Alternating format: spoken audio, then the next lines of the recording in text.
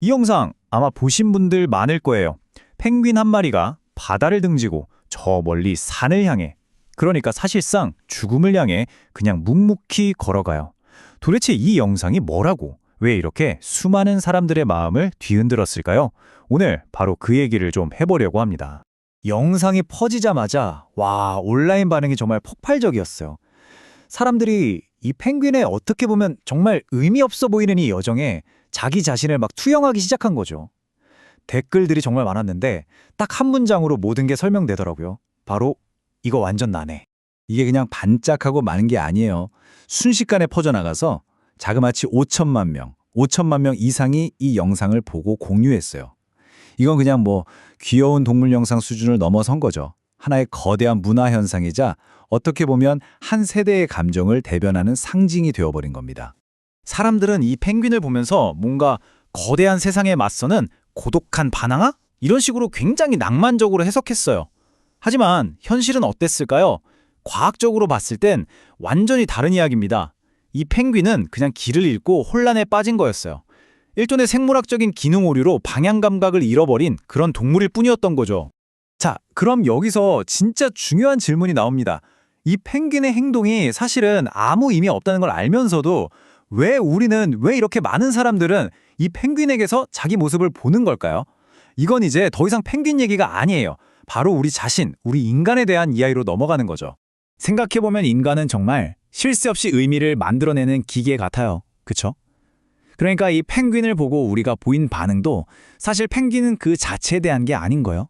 이건 바로 우리 자신, 그리고 우리가 지금 느끼고 있는 이 지독한 번아웃, 이 소진 상태에 대한 일종의 고백인 셈이죠. 그리고 이 감정이 그냥 기분 탓이 아니라는 걸 이 데이터가 딱 보여줍니다. 보세요. Z세대한테 물었더니 무려 86%가 번아웃을 느끼고 있다고 해요. 86%요? 혹시 지금 여러분이 나만 이런가 싶었다면 절대 아니라는 거죠. 혼자면 느끼는 감정이 결코 아닙니다. 생각해보세요. 끝도 없는 학업 경쟁에 사회에 나오자마자 너무 빨리 찾아오는 번아웃. 거기다 미래는 늘 불안하고 경제적으로도 안정적이지 못하잖아요. 이런 압박 속에서 살고 있는 거예요. 그러니까 그냥 앞으로 걸어가긴 하는데 내가 지금 왜 어디로 가는지도 모르는 그 펭귄한테서 우리 모습을 발견할 수밖에 없는 거죠. 이게 사실은 굉장히 자연스러운 인간의 본능이에요. 우리는 생물학적으로 인간이 아닌 대상에게도 자꾸 인간적인 의미나 감정을 부여하도록 만들어졌거든요. 전문 용어로는 이걸 의인화라고 부르는데 이게 그래, 저 펭귄에게 의미를 부여해야지 하고 결심해서 하는 게 아니라는 거죠. 거의 자동반사적으로 일어나는 일이에요. 그리고 바로 이 지점에서 아주 거대한 철학적 충돌이 빵 하고 터지는 겁니다. 한쪽에는 어떻게든 의미를 찾으려는 우리의 필사적인 본능이 있고 다른 한쪽에는 그런 우리에게 아무런 관심도 대답도 없는 이 거대한 우주가 있는 거죠. 이 둘 사이에 좁혀지지 않는 간극이요. 자, 방금 말씀드린 이 근본적인 충돌, 이걸 아주 기가 막히게 설명하는 철학 개념이 딱 하나 있습니다. 바로 프랑스 철학자 알베르 카뮤가 말한 개념인데요. 카뮤는 2차 세계대전이라는 정말 최악의 혼돈 속에서 이 인간 존재의 근본적인 조건을 아주 날카롭게 꿰뚫어 본 사람이죠. 카뮤가 말하는 부조리는요, 우리가 흔히 쓰는 인생 부조리하네 할 때 그런 허무한 감정이 아니에요. 그게 핵심입니다. 부조리는 감정이 아니라 상태예요. 어떤 상태냐면 의미를 달라고 외치는 우리 인간과 끝까지 침묵으로 일관하는 이 세상 사이의 영원한 충돌, 그 자체를 부조리라고 부른 겁니다. 자, 그럼 여기서 카뮤는 인생에서 가장 중요한 질문을 던집니다.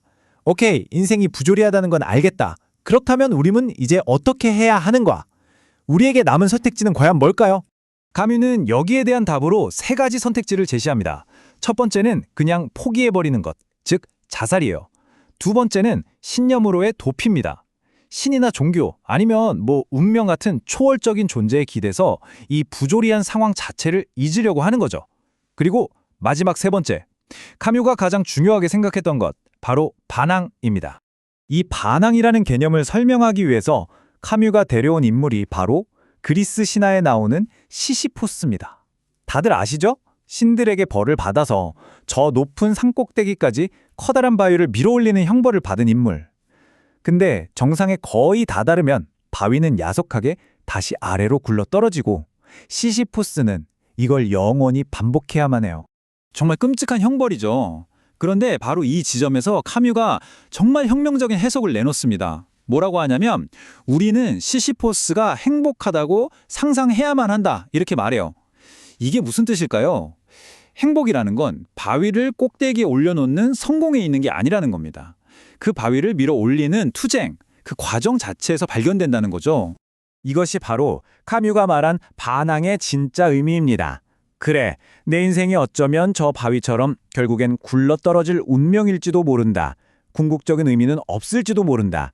이 사실을 전부 인정한 상태에서 그럼에도 불구하고 이 바위를 내 온 힘을 다해 밀어 올리겠다. 이 투쟁 속에서 내 삶의 의미와 자유를 찾겠다. 이게 바로 의식적인 반항인 거죠. 자, 여기까지가 카뮤의 이야기였어요. 그런데 벌써 70년도 더 된 이 철학이 지금 2026년을 살아가는 우리의 삶과 도대체 무슨 상관이 있는 걸까요? 저는 오히려 지금 시대의 이 부조리함이 훨씬 더 증폭됐다고 봐요. 왜냐하면 소셜미디어를 보세요. 끊임없이 남과 비교하게 만들고 성과를 내라고 압박하죠. 소위 갓생하면서 모두가 뭔가 대단히 의미 있는 삶을 사는 척 연기를 하고 있잖아요. 우리는 이제 그 연기를 보는 것만으로도 지쳐버린 거예요. 바로 그래서 저 펭귄이 우리 마음에 훅 들어온 겁니다. 펭귄의 그 걸음이 매력적인 이유는 솔직하기 때문이에요. 온라인 세상에 넘쳐나는 그 억지 긍정, 나는 이렇게 의미 있게 산다는 거짓된 포장, 이런 것들과는 달리 펭귄은 그냥 걸어요.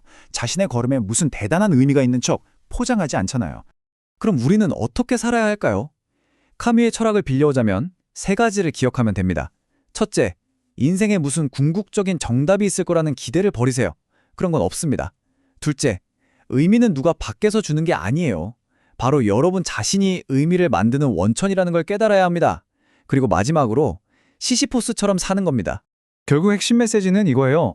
이 거대한 우주가 우리한테 너는 이런 이유라 태어났어 라고 친절하게 알려주지 않는다는 거죠. 그럴 필요도 없고요. 우리가 그냥 지금 이 순간 온전히 살아가는 것, 그 자체가 존재의 이유가 될 수 있습니다.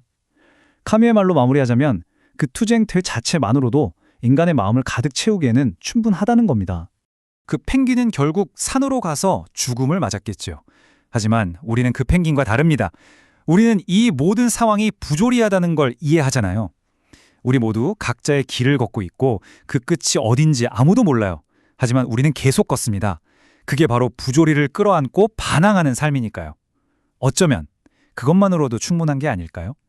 자, 이제 여러분의 바위가 저기 앞에 놓여 있습니다. 밀어 올릴 준비 되셨나요?